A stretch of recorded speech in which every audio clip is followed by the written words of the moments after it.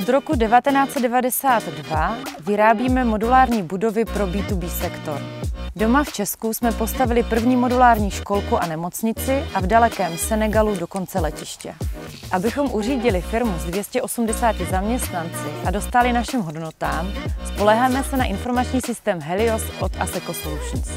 S jeho implementací nám od roku 2003 pomáhá ASG Solutions SE, vývojový partner Asseco Solutions, kteří nám vytvořili hned několik uživatelských rozšíření přímo na míru.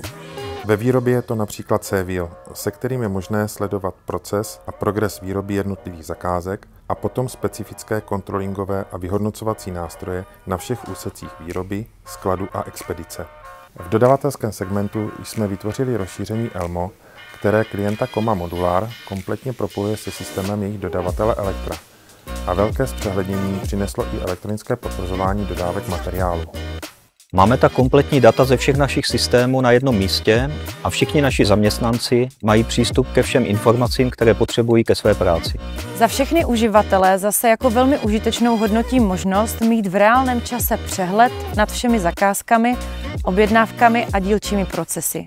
Díky tomu můžeme průběžně plánovat, optimalizovat, standardizovat a dělat strategická rozhodnutí. Tedy věci, které jsou úplným základem, bez nichž firma nemůže růst.